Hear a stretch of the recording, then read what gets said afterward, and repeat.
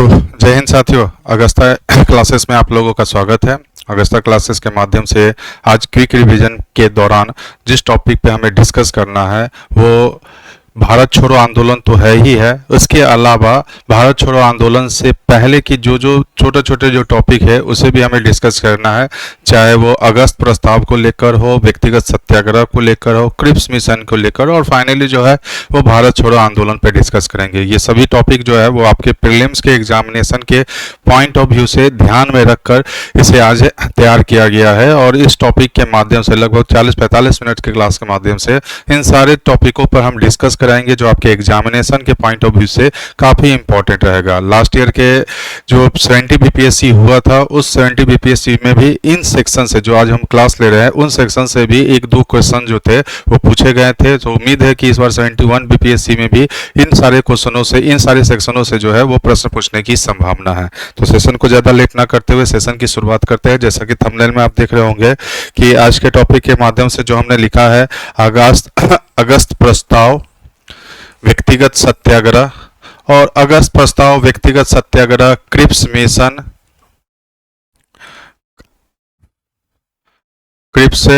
Mission और finally जो है भारत छोड़ो आंदोलन, जो चौथा राष्ट्रीय आंदोलन रहा। ये एक नेतृत्व विहीन आंदोलन रहा और इस आंदोलन का क्या क्या स्वरूप रहा, ये सारे जो है वो आज के सेशन के माध्यम से डिस्कस करेंगे। और इन सभी राष्ट्रीय घटनाओं को अगर हम देखें तो ये जितना भी हम अभी आपको यहाँ पर डिस्कस करवाने जा रहे हैं वो कहीं ना कहीं ये घटना जो है ये आपका 1939 से 43 तक की ये घटना है। और ये घटना का अगर हम आधारशिला देखें तो ये है सेकेंड वर्ल्ड वॉर, यानी सेकेंड वर्ल्ड वॉर ने भारतीय राजनीति को काफी प्रभावित किया और ये भारतीय राजनीति का ही परिणाम निकल कर आता है। ये जो हमने अभी आपको बताया, यानी भारतीय राजनीति का ही ये परिणाम कई सारे चीज निकला। जैसे 1939 में ये भारतीय राजनीति का एक आधार 1940 और फाइनली जो है वो 1942।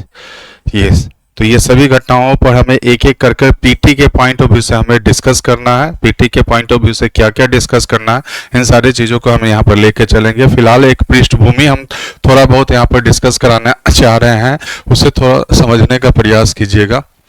और वो पृष्ठभूमि जो है वो पृष्ठभूमि शुरू होता है। एक पृष्ठभूमि तो आपका कल हमने जैसे आपको बताया होगा प्रांतीय चुनाव के बारे में।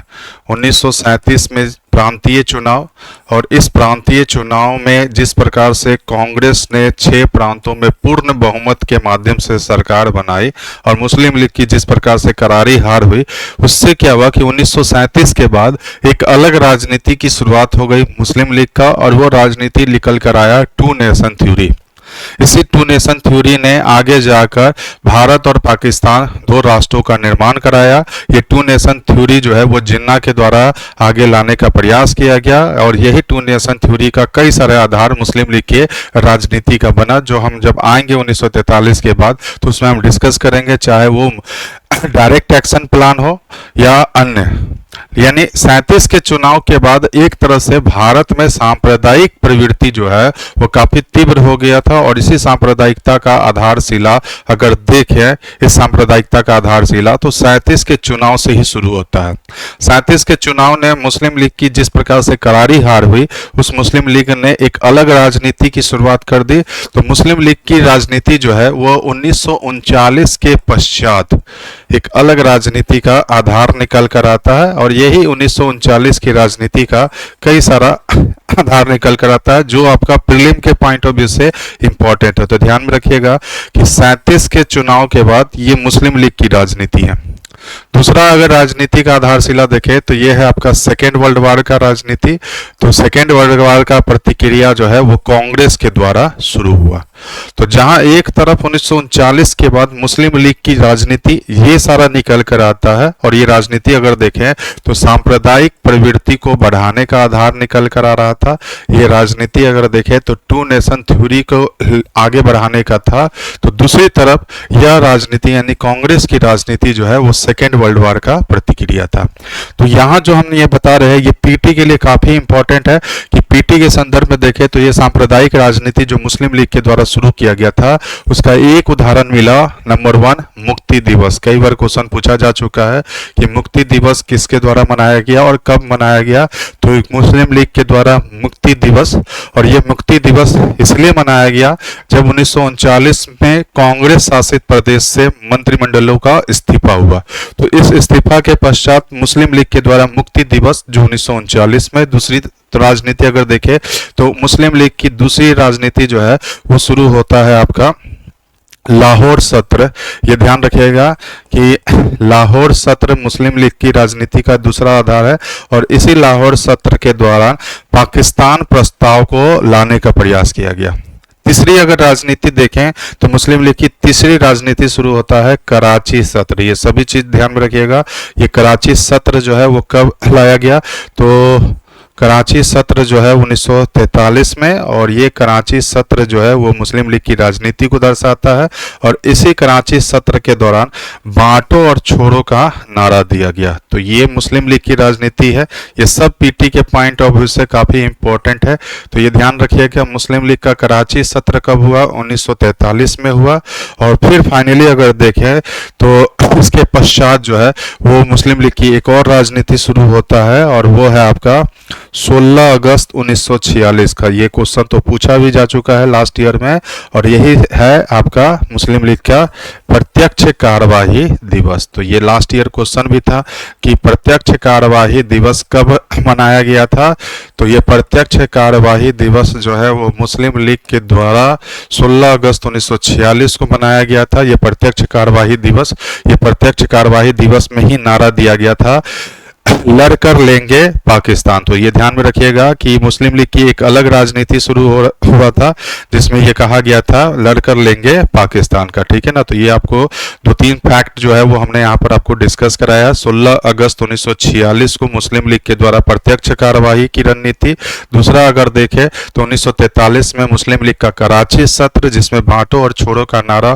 तीसरा अगर हमने देखा बताया आपको 1940 का लाहौर सत्र जिसमें पाकिस्तान प्रस्ताव। और चौथा अगर हमने बताया तो 1939 का मुक्ति दिवस। ये सभी जो है राजनीति है ये मुस्लिम लीग की। तो ये एक छोटा सा जो हमने ये आपको बताया कि ये प्रांतीय चुनाव ने इस प्रकार से एक राजनीति की शुरुआत करा दी, और ये राजनीति की शुरुआत होने का कारण था प्रांतीय चुनाव में मुस्लिम लीग की हार। दूसरी तरफ से कांग्रेस की जो राजनीति अब है जो हमें आज की क्लास के माध्यम से डिस्कस करना है, ये तो आया था फैक्ट तो हमने आपको बता दिया था। ये सारे चीजों को लेकर सांप्रदायिक प्रवृत्ति की राजनीति किस प्रकार से आगे बढ़ाया गया, तो लाहौर सत्र के माध्यम से, कराची सत्र के माध्यम से, बांटो और छोड़ो यानी क्या नारा देकर, चाहे वो प्रत्यक्ष कार्यवाही दिवस के रूप में। और ये जो अब राजनीति शुरू हो रहा है ये अब कांग्रेस की राजनीति शुरू हुआ। और कांग्रेस की राजनीति शुरू होने का आधार बना जब 1939 में सेकेंड वर्ल्ड वॉर की शुरुआत हुई तो ब्रिटेन के द्वारा भारत को युद्ध राष्ट्र घोषित कर दिया गया। यानी वर्ल्ड वॉर के दौरान जो भारत को ये युद्ध राष्ट्र घोषित किया गया, और ये युद्ध राष्ट्र घोषित करने का जो विचार आया ये बिना कांग्रेस मंत्रिमंडल से सलाह लिए ब्रिटेन के द्वारा प्रस्तुत किया गया। तो ये युद्ध राष्ट्र ने ही भारतीय राजनीति की एक शुरुआत करा दी, और इसी राजनीति की शुरुआत का कई ऐसे आधार निकल कर आता है। जैसे भारत को जैसा ही युद्ध राष्ट्र घोषित किया गया तो ये भारतीय प्रतिक्रिया जो है अब निकलना शुरू हुआ। और भारतीय प्रतिक्रिया अगर देखें तो ये पहला प्रतिक्रिया निकलता है आपका 1939 में, और ये प्रतिक्रिया 1939 में कांग्रेस के मन से निकला। और कांग्रेस के मन से निकला इस्तीफा के रूप में, यानी जितना कांग्रेस शासित प्रदेश था वहां के सभी मंत्रिमंडलों ने वो अपने पद से इस्तीफा दे दिया। इस आधार पर क्यों भारत को युद्ध राष्ट्र घोषित किया गया, यानी ऐसे कांग्रेस मंत्रिमंडलों के द्वारा यानी कांग्रेस नेताओं के द्वारा यह प्रश्न उठाया गया कि किस आधार पर भारत का युद्ध राष्ट्र घोषित किया गया, भारत को एक स्पष्ट दर्जा दिया जाए। और यही दर्जा जो है वो देने का प्रयास किया गया 1939 में। और ये 1939 में जो दर्जा देने की बात कही गई, जो इस्तीफा के दौरान यह मांग उठाया गया कि भारत को स्पष्ट दर्जा दिया जाए भारत का दर्जा क्या होना चाहिए, ये ब्रिटेन से यह मांग की गई ब्रिटिश सरकार से कि भारत को स्पष्ट दर्जा दे, और इसी स्पष्ट दर्जा का बयान निकल कर आता है 1939 में। और ये 1939 में जो बयान निकला वो था वायसराय लिनलिथगो। तो ये ध्यान रखिएगा, इसी को कहा जाता है लिनलिथगो बयान या लिनलिथगो स्टेटमेंट। और इस लिनलिथगो बयान के दौरान, इस लिनलिथगो बयान के माध्यम से भारत को स्पष्ट दर्जा देने की बात की गई, और वो था डोमिनियन स्टेटस, यानी ब्रिटेन के द्वारा भारत को डोमिनियन स्टेटस का दर्जा देने की बात की गई। तो ध्यान रखिएगा, ये डोमिनियन स्टेटस की दर्जा किस बयान के माध्यम से देने का प्रयास था, तो वो लिनलिथगो स्टेटमेंट के माध्यम से, जो वायसराय लिनलिथगो के द्वारा दिया गया। हमने लास्ट सेशन में बताया था कि नेहरू रिपोर्ट में भी डोमिनियन स्टेटस की मांग उठाई गई थी कांग्रेस के द्वारा। तो इस चीज के लिए ब्रिटेन जो है वो राजी हो गए, ब्रिटिश सरकार तैयार हो गए, लेकिन कांग्रेस ने इस डोमिनियन स्टेटस की दर्जा लेने से मना कर दिया। यानी भारत को डोमिनियन स्टेटस का जो दर्जा दिया जाना था, इसे पूर्ण तौर पर कांग्रेस मंत्रिमंडल या कांग्रेस नेताओं के द्वारा क्या है, खारिज कर दिया गया। ये सभी जो है ये वर्ल्ड वार की राजनीति के आधार पर ही हो रहा था। जिस प्रकार से वर्ल्ड वार की राजनीति शुरू हुआ, ये ब्रिटेन पर एक दबाव बनाने का प्रयास था, और ये इस्तीफा देकर मांग भी एक दबाव का ही उदाहरण निकल कर आया। दूसरी तरफ धीरे धीरे वर्ल्ड वार का ये दौर चल रहा था। इसी वर्ल्ड वार के दौरान 1940 में, ये ध्यान रखिएगा, 1940 में अगस्त प्रस्ताव। अब ये अगस्त प्रस्ताव आने का क्या कारण था, ये थोड़ा बहुत समझ लीजिएगा। ये अगस्त प्रस्ताव आया कब था, तो 1940 में आया था ये। लेकिन ये अगस्त प्रस्ताव आने का कारण क्या है, इसे पहले समझने का प्रयास कीजिएगा। ये अगस्त प्रस्ताव आने का कारण था 1940 का कांग्रेस का रामगढ़ अधिवेशन। यानी जो 1940 में कांग्रेस का जो रामगढ़ अधिवेशन हुआ, उस रामगढ़ अधिवेशन के दौरान कांग्रेस के द्वारा यह कहा गया कि अगर भारत को अंतरिम सरकार बनाने का मौका दिया जाए तो वो खुलकर जो है वो ब्रिटेन का सहयोग करेगा। ये कांग्रेस के सत्र के दौरान जो है ये कहा गया था। तो ये आपको ध्यान में रखना होगा कि मुख्य रूप से अगर 1940 में ये रामगढ़ अधिवेशन, जो हमने आपको बताया कि रामगढ़ अधिवेशन जो था, वो रामगढ़ अधिवेशन कांग्रेस का अधिवेशन रहा, और उस रामगढ़ अधिवेशन में भारत को क्या कहा गया था कि अगर युद्ध बनाने का यानी अंतरिम सरकार बनाने का मौका दिया जाए तो वो खुलकर वर्ल्ड वार में जो है वो ब्रिटेन का साथ देगा। लेकिन ये रामगढ़ अधिवेशन का जो जवाब जो ब्रिटेन के द्वारा निकला, ये थोड़ा समझने का प्रयास कीजिएगा कि रामगढ़ अधिवेशन जो है, उस रामगढ़ अधिवेशन का दबाव को देखते हुए ब्रिटेन के द्वारा प्रस्ताव लाया गया, और वही प्रस्ताव कहलाया अगस्त प्रस्ताव। यानी अगस्त प्रस्ताव अगर देखें तो रामगढ़ प्रस्ताव को देखते हुए, ये रामगढ़ अधिवेशन को देखते हुए ये अगस्त प्रस्ताव लाया गया, और ब्रिटेन के द्वारा जो ये अगस्त प्रस्ताव लाया गया ब्रिटिश सरकार के द्वारा, तो इसमें अंतरिम सरकार की कोई भी चर्चा नहीं की गई, और इसके जगह पर जिन बात की चर्चा की गई थी तो वो था आपका डोमिनियन स्टेटस की ही, जो 1939 में लिनलिथगो बयान के तहत कहा गया था, उसी को ही कंटिन्यूअस रखने की बात की गई। और साथ ही साथ जिस प्रकार से हमने अभी बताया कि भारत में सांप्रदायिक प्रवृत्तियां भी जो है वो काफी तीव्र हो गया था, इसी सांप्रदायिक प्रवृत्ति को देखते हुए मुस्लिम अलगाववादियों को भी बल प्रदान करने की बात की गई। यानी अगस्त प्रस्ताव में अंतरिम सरकार की बात नहीं किया गया, बल्कि मुस्लिम अलगाववाद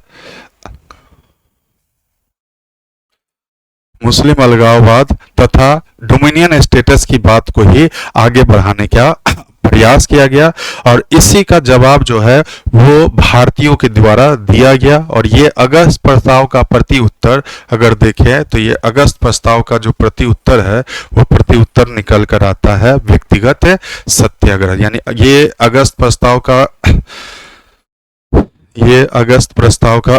ये था डोमिनियन स्टेटस, और इसका प्रति उत्तर जो भारतीयों ने दिया वही है आपका व्यक्तिगत सत्याग्रह। तो ये दोनों डेट ध्यान रखिएगा कि अगस्त प्रस्ताव और व्यक्तिगत सत्याग्रह की शुरुआत कब हुआ था, 1940 में।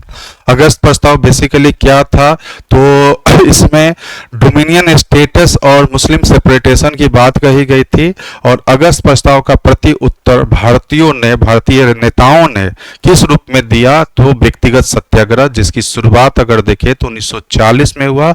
और इसकी शुरुआत अगर हम देखें, यहाँ से कई सारे फैक्ट है वो ध्यान में रखिएगा कि इस व्यक्तिगत सत्याग्रह की शुरुआत अगर देखें तो ये विनोबा भावे के द्वारा, सबसे पहला तो ये ध्यान रखिएगा कि विनोबा भावे के द्वारा ये व्यक्तिगत सत्याग्रह की शुरुआत, ये व्यक्तिगत सत्याग्रह की शुरुआत कब हुआ, तो अक्टूबर 1917 अक्टूबर 1940 के। ये व्यक्तिगत सत्याग्रह की शुरुआत कहाँ से हुआ, तो पवनार से हुआ। ये भी आपको ध्यान में रखिएगा कहाँ पर है, तो महाराष्ट्र में, ये सभी चीज।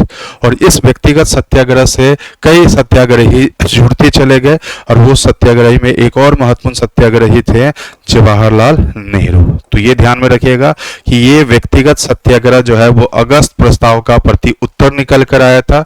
अब व्यक्तिगत सत्याग्रह कॉन्सेप्चुअली थोड़ा समझ लीजिएगा, फैक्चुअल जितना चीज था वो हमने पीटी के हिसाब से आपको बता दिया।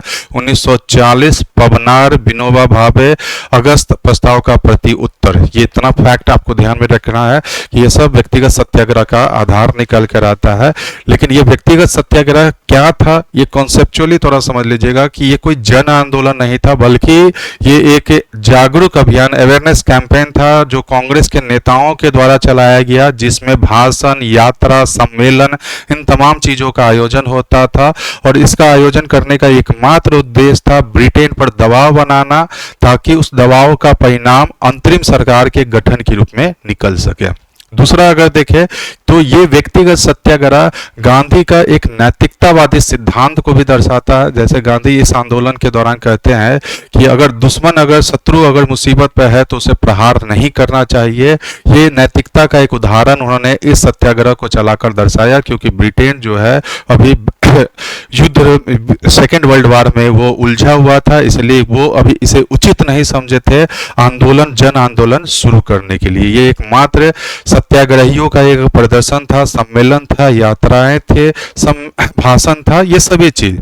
तो व्यक्तिगत सत्याग्रह से दो तीन फैक्ट जो है वो आपको याद रखना है। एक 1940 में विनोबा भावे के द्वारा महाराष्ट्र के पवनार से यह सत्याग्रह की शुरुआत हुआ। यह सत्याग्रह व्यक्तिगत सत्याग्रह अगस्त प्रस्ताव का प्रति उत्तर था।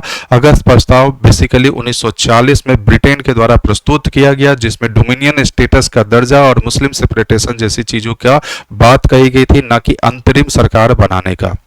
धीरे धीरे वर्ल्ड वार चल रहा था। वर्ल्ड वार में जैसे जैसे ब्रिटेन पर दबाव बनता गया, वैसे वैसे मित्र राष्ट्रों ने ब्रिटेन पर और दबाव बनाना शुरू किया भारत से सहयोग प्राप्त करने का। और यही सहयोग का आधार निकल कर आता है आगे ब्रिटेन के द्वारा अगला जो प्रस्ताव भेजा गया वो था क्रिप्स मिशन। तो क्रिप्स मिशन थोड़ा फैक्ट कॉन्सेप्ट के हिसाब से समझ लीजिएगा कि ये क्रिप्स मिशन भेजने का क्या कारण था, ये कॉन्सेप्ट के हिसाब से थोड़ा। और क्रिप्स मिशन के प्रोविजन क्या क्या रहे हैं, यानी फैक्ट के रूप में थोड़ा बहुत समझना होगा। यहाँ से फैक्ट से भी क्वेश्चन पूछा जाता है, ये दोनों चीज। जैसे कॉन्सेप्ट के हिसाब से अगर देखें तो ये क्रिप्स मिशन भेजने का एकमात्र कारण था जापान का वर्ल्ड वार में शामिल हो जाना। 1941 में जापान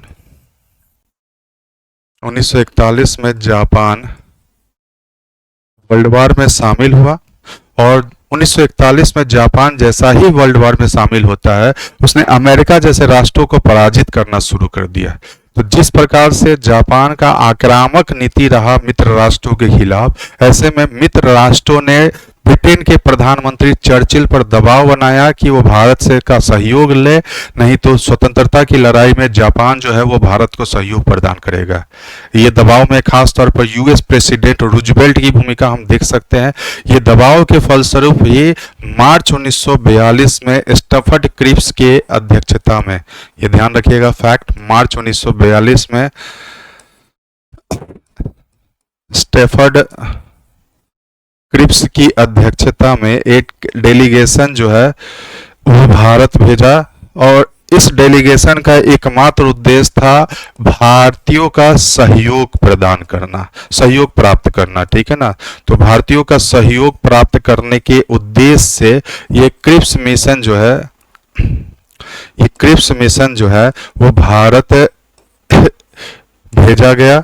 और इस क्रिप्स मिशन का उद्देश्य सभी दल के या सभी नेताओं से वार्ता करना और फाइनली अपना प्रपोजल रखना। अब ये जो प्रपोजल है ये थोड़ा पीटी के पॉइंट ऑफ व्यू से इंपॉर्टेंट होगा कि ये प्रपोजल बेसिकली क्या क्या रहा, किस प्रकार का प्रपोजल जो है वो ब्रिटेन के द्वारा प्रस्तुत यानी स्टफर्ड क्रिप्स के द्वारा जो है वो प्रस्तुत किया गया। और ये प्रपोजल अगर देखें तो ये प्रपोजल मार्च 1942 में प्रस्तुत किया गया। तो ये क्रिप्स मिशन का जो भी प्रपोजल है ये प्रपोजल को समझ लीजिएगा। और यही प्रपोजल को का प्रतिक्रिया मुस्लिम लीग और कांग्रेस के द्वारा अलग अलग रूप में दिया। जैसे इसके अगर देखें तो क्रिप्स मिशन का अगर हम प्रस्ताव देखें तो ये इसका प्रस्ताव यानी इसका प्रपोजल क्या क्या रहा है। तो प्रपोजल नंबर 1 अगर देखें तो क्रिप्स मिशन का प्रपोजल अगर देखें तो सबसे पहला तो इसमें कहा गया था कि संविधान सभा का गठन करने की बात। तो ये एक प्रपोजल जो है वो संविधान सभा बनाने की बात जो है वो इसमें कहा गया था। एक फैक्ट आपको ये ध्यान में रखना होगा कि इसी क्रिप्स मिशन में युद्ध समाप्ति के पश्चात भारतीयों के द्वारा अपना एक संविधान सभा बनाया जाएगा जो उनका खुद का अपना संविधान होगा। यह संविधान युद्ध के समाप्ति के पश्चात। अब ये संविधान सभा में सदस्य जो है वो कौन कौन शामिल होंगे, यानी संविधान सभा के सदस्य के रूप में अगर देखें, संविधान सभा के सदस्य के रूप में अगर देखें तो इसमें सदस्य के रूप में शामिल होने में जो बात कहा गया था, एक तो देशी रियासत के प्रतिनिधि ये संविधान सभा में सदस्य के रूप में शामिल होंगे, देशी रियासत के प्रतिनिधि जो है, और साथ ही साथ ये प्रांतीय विधानसभा के, ठीक है ना, ये प्रांतीय विधानसभा के सदस्य भी जो है वो इसमें शामिल होंगे, यानी प्रांतीय विधानसभा के सदस्य। लेकिन ये प्रांतीय विधानसभा के सदस्य जो है वो डायरेक्ट नहीं, ये खुद नहीं जाएंगे, बल्कि ये सदस्य जो है वो संविधान सभा में अनुपातिक प्रतिनिधि प्रणाली के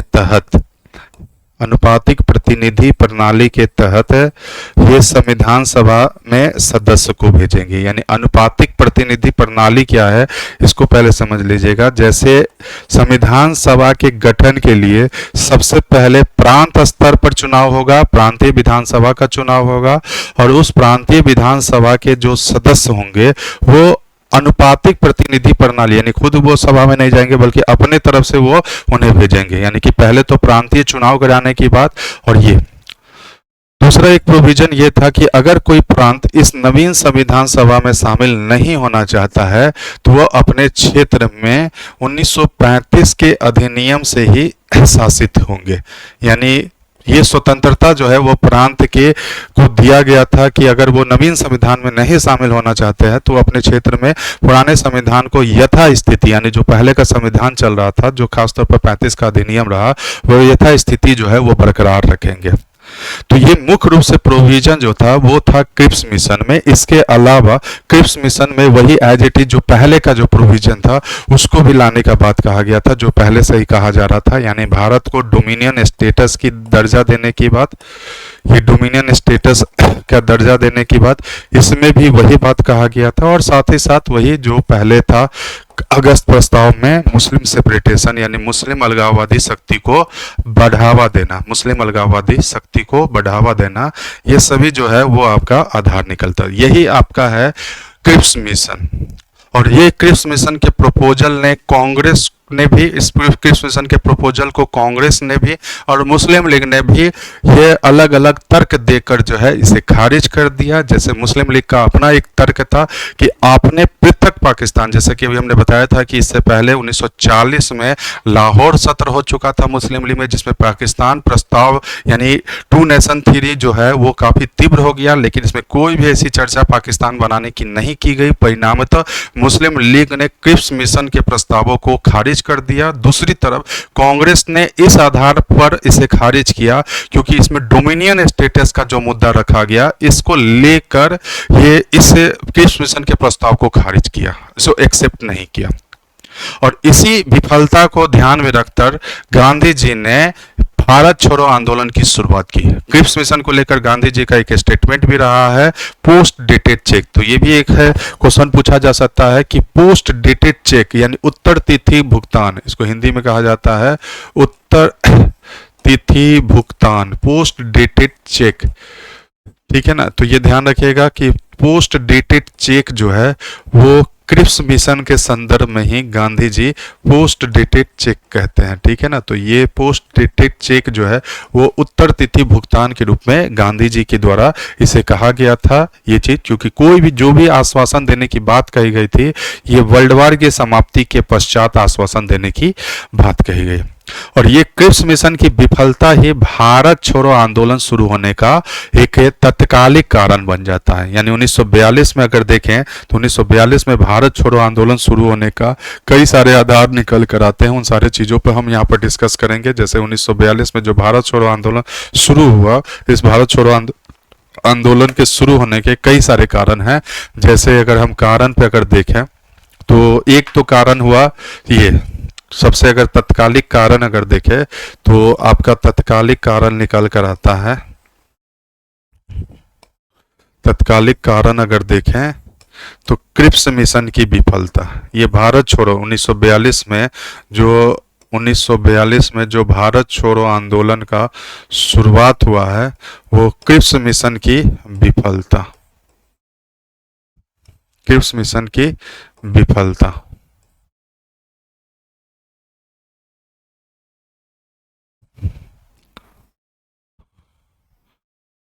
क्रिप्स मिशन की ये जो विफलता है ये भारत छोड़ो आंदोलन शुरू होने का एक तत्कालिक कारण बन जाता है। बट इसके अलावा अन्य कारण भी भारत छोड़ो आंदोलन शुरू होने का आधार बन रहा था। जैसे अन्य कारण के रूप में देखें तो एक तो विरोध की परिणति जो 1939 से राष्ट्रवादियों के द्वारा शुरू हुआ।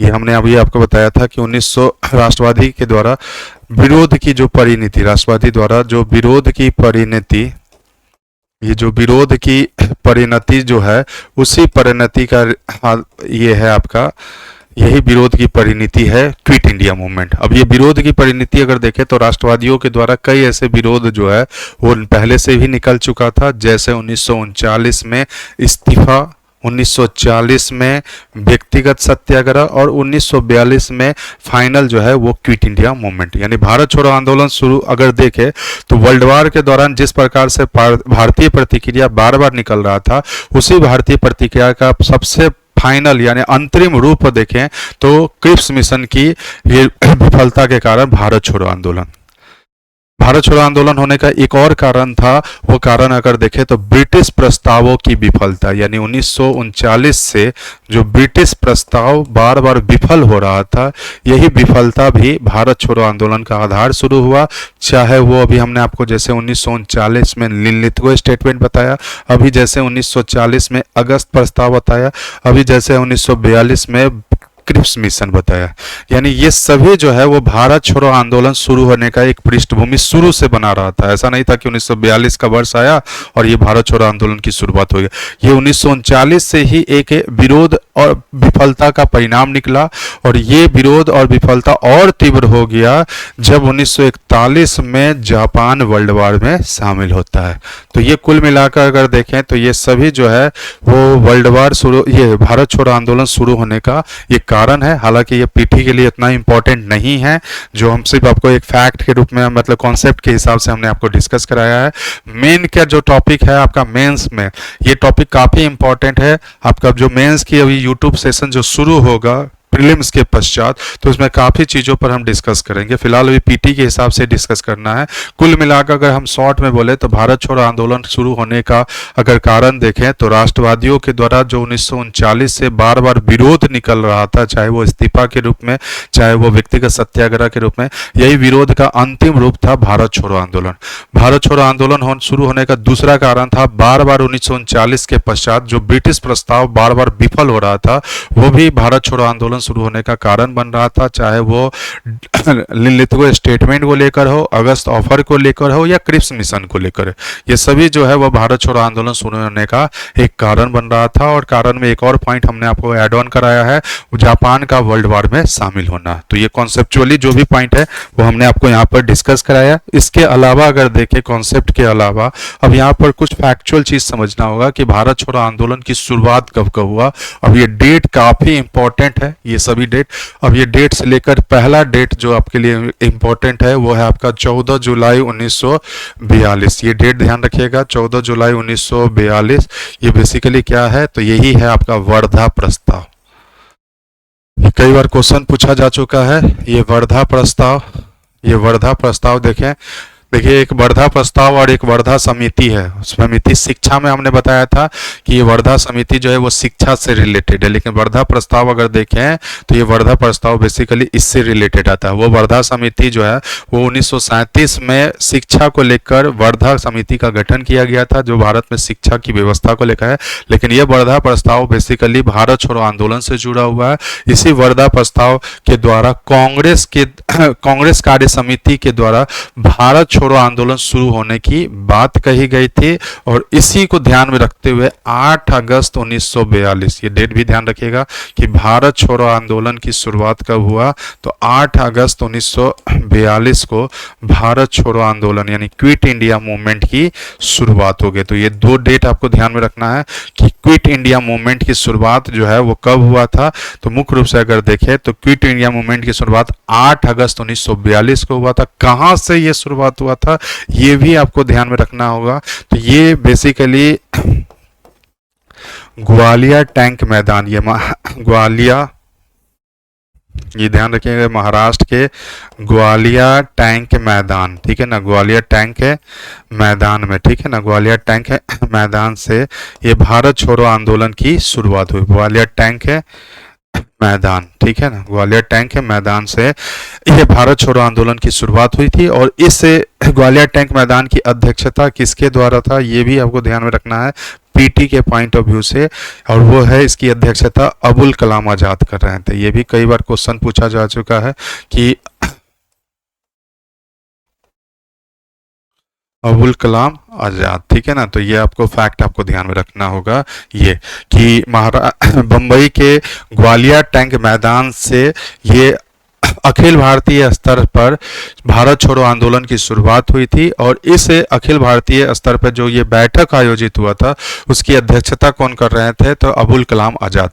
ये आंदोलन कहाँ से शुरू हुआ, तो बंबई से शुरू हुआ, ग्वालियर टैंक मैदान से शुरू हुआ, जिस कारण ग्वालियर टैंक मैदान को अगस्त क्रांति का मैदान भी कहा जाता है। ये भी पॉइंट ध्यान में रखिएगा कि अगस्त क्रांति का मैदान किसे कहा गया, तो ग्वालियर टैंक मैदान को कहा गया। यह आंदोलन अगस्त को शुरू हुआ था, इसलिए भारत छोड़ो आंदोलन का एक और नाम है वो है अगस्त क्रांति। ये सब पीटी के लिए इंपॉर्टेंट है। अगस्त क्रांति ही भारत छोड़ो आंदोलन का एक नाम है। अगस्त क्रांति मैदान ही ग्वालियर टैंक मैदान को कहा जाता है। वर्धा प्रस्ताव बेसिकली जुलाई 1942 को पारित हुआ, जिसके तहत कन्फर्मेशन दे दिया गया ब्रिटिश के द्वारा, कांग्रेस के द्वारा, और वो कन्फर्मेशन था भारत छोड़ो आंदोलन शुरू होने का। और 8 अगस्त 1942 को भारत छोड़ो आंदोलन की शुरुआत होती है, ठीक है। तो ये आपको एक फैक्ट है, जितना है वो हमने बताया, ठीक है। तो 8 अगस्त 1942 को भारत छोड़ो आंदोलन की शुरुआत। अब इस आंदोलन से रिलेटेड जो जो स्वरूप है, अब ये आपके लिए काफी इंपॉर्टेंट है, जो पीटी के पॉइंट ऑफ व्यू से है। ये स्वरूप मेन के लिए भी इंपॉर्टेंट है, लेकिन हम यहाँ पर सिर्फ पीटी के हिसाब से इस पर डिस्कस करा रहे हैं। ये ध्यान में रखिएगा कि ये पीटी के हिसाब से सभी ये इंपॉर्टेंट है, सभी पीटी के हिसाब से, ठीक है। जब मेन की क्लास में आएंगे तो उसमें मेन के हिसाब से डिस्कस करेंगे। फिलहाल अभी पीटी के हिसाब से हमें देखना है। जैसे ऑपरेशन जीरो आवर, ये ऑपरेशन जीरो आवर बेसिकली क्या था, कांग्रेस नेताओं की गिरफ्तारी। सबसे पहला फैक्ट ये ध्यान रखिएगा कि ऑपरेशन जीरो आवर के तहत सभी कांग्रेस नेताओं की गिरफ्तारी, ये काफी इंपॉर्टेंट सेशन है। उम्मीद है कि 71 बीपीएससी में यहाँ आज की क्लास के माध्यम से बहुत सारे क्वेश्चन बनने की संभावना है, इसलिए ये सेशन तो सारा इंपॉर्टेंट है, लेकिन उम्मीद है कि यहाँ से क्वेश्चन जो है वो एक दो जो है वो 71 बीपीएससी या एएसओ का जो एग्जाम 10 तारीख को होने वाला है बीपीएससी वाला, उसके माध्यम में भी हो सकता है कि यहाँ से क्वेश्चन बनने की संभावना है। तो इसलिए इसे ध्यानपूर्वक समझिएगा कि ऑपरेशन जीरो आवर के तहत कांग्रेस नेताओं की गिरफ्तारी। ये ऑपरेशन जीरो आवर का संचालन कब हुआ था, तो 9 अगस्त 1942 को। अब ऑपरेशन जीरो आवर के तहत किन किन नेताओं की गिरफ्तारी हुआ ये और कहां कहां इन्हें गिरफ्तार कर रखा गया, ये फैक्ट थोड़ा सा ध्यान में रखिएगा। जैसे गांधी जी, महात्मा गांधी जी गांधी जी और सरोजनी नायडू, ये फैक्ट आपको ध्यान में रखना होगा। गांधी जी और सरोजनी नायडू, इन दोनों को गिरफ्तार कर आगा खां पैलेस में रखा गया। आगा खां पैलेस में, तो ये ध्यान में रखिएगा कि गांधी जी और सरोजनी नायडू को गिरफ्तार कर कहाँ रखा गया, आगा खां पैलेस में रखा गया। उसी प्रकार से अन्य नेताओं में अगर देखें,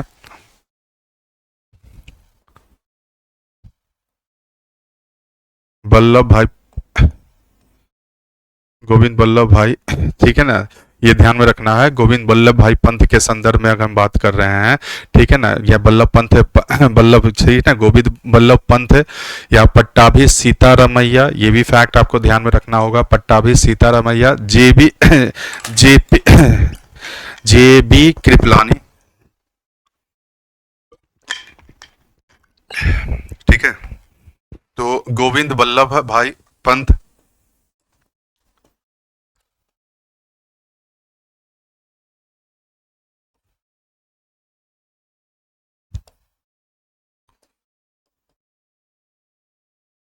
ठीक है, जेबी कृपलानी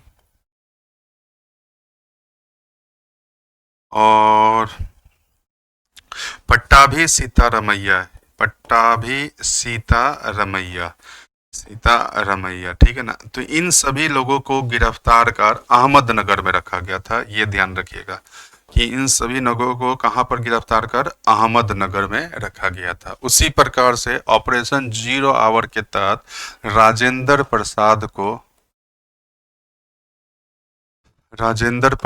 को पटना में और Jayaprakash Narayan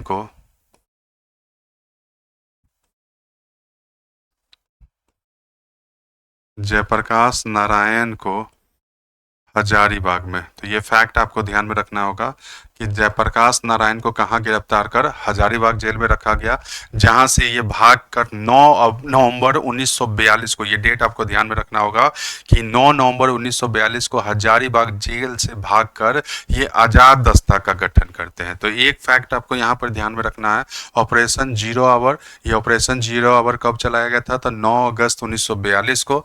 operation zero hour के तहत कई महत्वपूर्ण नेताओं की गिरफ्तारी, जिसमें गांधी जी और सरोजनी नायडू को आगा खां पैलेस में गिरफ्तार कर रखा गया, गोविंद वल्लभ पंत, पट्टाभी सीतारमैया और जेबी कृपलानी को अहमदनगर में, पटना में राजेंद्र प्रसाद और हजारीबाग जेल में जयप्रकाश नारायण को गिरफ्तार रखा गया। तो ये कुछ फैक्ट है जो आपके पीटी के पॉइंट ऑफ व्यू से काफ़ी इंपॉर्टेंट है। उसके अलावा अगर देखें, ये सभी जो हेडलाइन जो लिख रहे हैं, यहीं से डायरेक्ट क्वेश्चन बनने की संभावना है कि ऑपरेशन जीरो आवर किस आंदोलन, आजाद दस्ता, भूमिगत आंदोलन, ये सब किसके द्वारा चलाया गया था या किस आंदोलन के दौरान चलाया गया था, ये सभी चीज़ों को ध्यान में रखना होगा, ठीक है ना।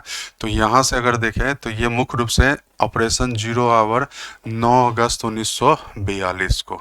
दूसरी चीज, आजाद दस्ता, यानी आजाद दस्ता जब जयप्रकाश नारायण जेल से भागते हैं तो 9 नवंबर 1942, ये भी डेट ध्यान रखिएगा कि 9 नवंबर 1942 में इन्होंने बिहार नेपाल सीमा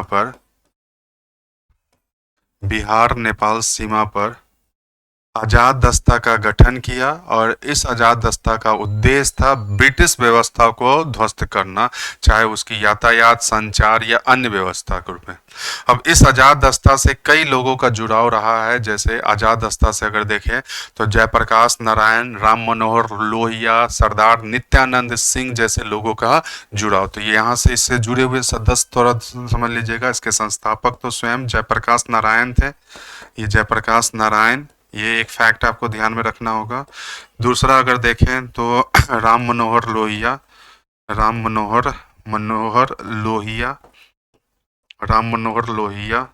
सरदार नित्यानंद सिंह, ये सभी आजाद दस्ता के सदस्य के रूप में रहे। सरदार नित्यानंद सिंह, ये सभी जो है वो आज़ाद दस्ता के सदस्य के रूप में रहे हैं।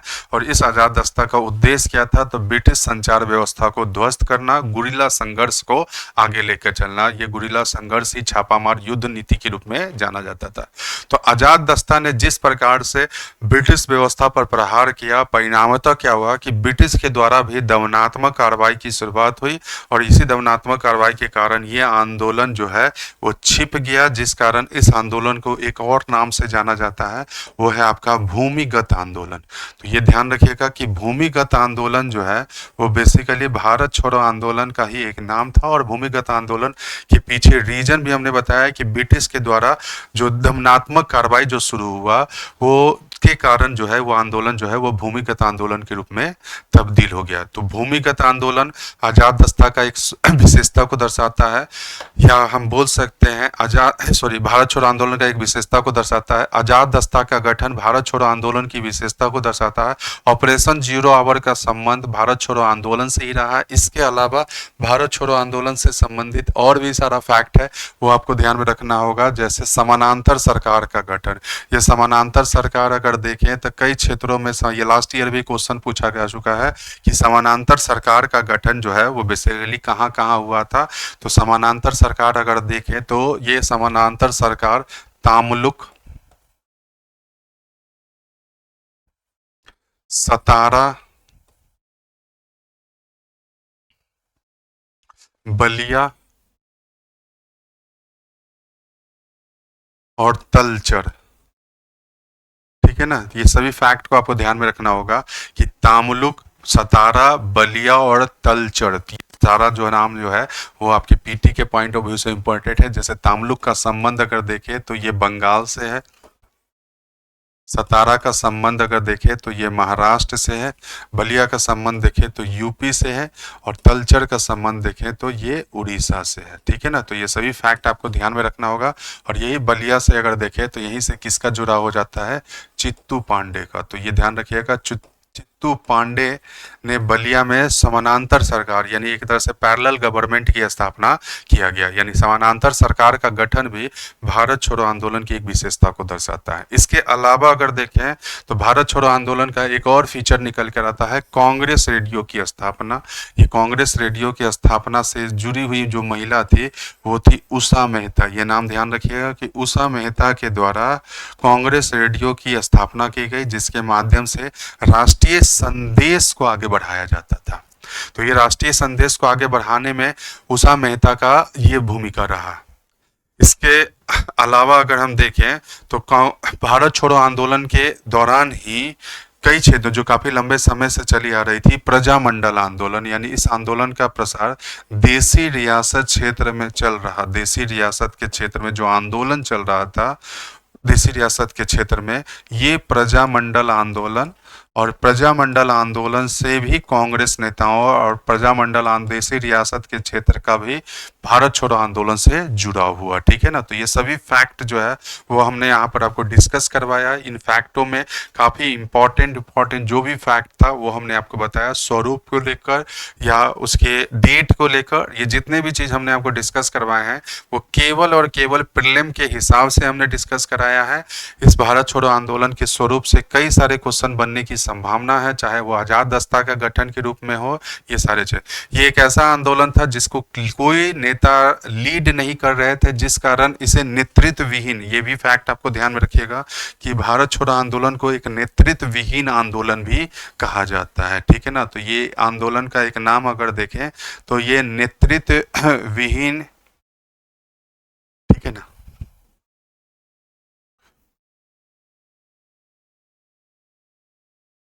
नेतृत्व विहीन आंदोलन के रूप में ये रहा, ठीक है। तो ये एक फैक्ट आपको ध्यान रखना है कि नेतृत्व विहीन आंदोलन के रूप में भी भारत छोड़ो आंदोलन को जाना जाता है। तो भारत छोड़ो आंदोलन के रूप में नेतृत्व विहीन आंदोलन का भी एक आधार ये निकल कर आता है। तो कुल मिलाकर अगर देखें तो ये सभी जो है वो भारत छोड़ो आंदोलन के दौरान अगर देखें तो कोई निश्चित कार्यक्रम नहीं था, कई क्षेत्रों में अपने अपने हिसाब से कार्यक्रम चल रहा था। जैसे सुचिता कृपलानी की अगर भूमिका देखें तो सुचिता कृपलानी की भूमिका इस आंदोलन के दौरान गांधीवादी रचनात्मक कार्यक्रम यानी गांधीवादी रचनात्मक कार्यक्रम को आगे बढ़ाने में, अगर रचनात्मक कार्यक्रम को आगे बढ़ाने में अगर भूमिका देखें तो वो किसका निकल कर आता है? सुचिता कृपलानी। उसी प्रकार से अरुण अरुणा आसफ अली, ये भी नाम ध्यान में रखिएगा कि अरुणा आसफ अली, अरुणा आसफ अली की भूमिका किससे रहा है? तो तोड़फोड़ की गतिविधियों से रहा है, ठीक है ना। तो ये तोड़फोड़ की गतिविधियों से अरुणा आसफ अली की जुड़ाव, गांधीवादी रचनात्मक कार्यक्रम से सुचिता कृपलानी का जुड़ाव, प्रजामंडल आंदोलन का इस आंदोलन से जुड़ाव जो देसी रियासत के क्षेत्र में चलाया जा रहा था, कांग्रेस रेडियो की स्थापना इस आंदोलन की एक विशेषता को दर्शाता है जो उषा मेहता के रूप में रहा है। कुछ क्षेत्रों में पैरेलल गवर्नमेंट यानी स्वतंत्र सरकार की स्थापना किया गया था। ऐसे क्षेत्र में अगर देखें तो उड़ीसा में तलचर, महाराष्ट्र में सतारा, बंगाल में तामुलुक और यूपी में बलिया यह क्षेत्र रहा है। आंदोलन के एक फीचर आजाद दस्ता का गठन, आंदोलन का एक और फीचर भूमिगत आंदोलन के रूप में जाना, ऑपरेशन जीरो आवर के रूप में रहना, ये सभी जो है वो बिहार ही आपका राष्ट्रीय स्तर के संदर्भ में जो था वो हमने यहाँ पर डिस्कस करवाया। तो उम्मीद करते हैं कि आज का सेशन अच्छा लगा होगा, और इस सेशन के साथ ही साथ एक सेशन आपका और बचा हुआ है, और ये सेशन अगर हम देखें तो हम प्रयास करेंगे, क्योंकि एएसओ का आप लोग का एग्जाम भी है, तो कल ही हम इस सेशन को आपको एंड कर देंगे, और कल आपका कंप्लीटली जो है वो क्विक रिवीजन की क्लासेज जो है वो आपका एंड हो जाएगा ये सारे चीज़ों को लेकर। और जो हमने आपको बताया था कि एक फुल लेंथ जो है वो वीडियो बनाएंगे, वो फुल लेंथ वीडियो फिलहाल अभी मैं पोस्टपोन कर रहा हूँ। इसके पीछे रीजन क्या है कि अभी एग्जाम का समय आ चुका है, अभी फुल लेंथ वीडियो बनाने में 2 से 3 घंटा का वो क्लास रहेगा, आपको बहुत सारे सब्जेक्टों को भी पढ़ना है। तो आप शॉर्ट बाय शॉर्ट वीडियो को भी आप देख सकते हैं जो 30 से 40 मिनट का है। आप प्रयास कीजिए कि इंडियन नेशनल मूवमेंट का जितना क्विक रिवीजन की क्लासेस वाला जो वीडियो है उसको मल्टीपल टाइम्स देखने का प्रयास कीजिए एग्जामिनेशन से पहले। ये नेशनल मूवमेंट के अलावा जो विभिन्न विद्रोह, सामाजिक धार्मिक सुधार आंदोलन है, ये भी सारे इंपॉर्टेंट है। तो ये क्विक रिवीजन और जो हमने यहाँ बिहार स्पेशल की जो क्लासेस लिया है, ये दोनों क्लासेस से उम्मीद है कि हिस्ट्री के क्वेश्चन जो है वो प्रीलिम्स में काफ़ी अधिक से अधिक बनने की संभावना है, ठीक है। तो आज सेशन को यहीं पे एंड करते हैं। नेक्स्ट और लास्ट सेशन के माध्यम से हम 1943 से 1947 तक की घटना पर डिस्कस करेंगे, जिसमें हम कैबिनेट मिशन के बारे में बताएंगे, अंतरिम सरकार के बारे में बताएंगे। ये सारे चीज जो है वो लास्ट सेशन के माध्यम से डिस्कस करेंगे, ठीक है। तो सेशन को यहीं पे एंड करते हैं। Okay, thank you.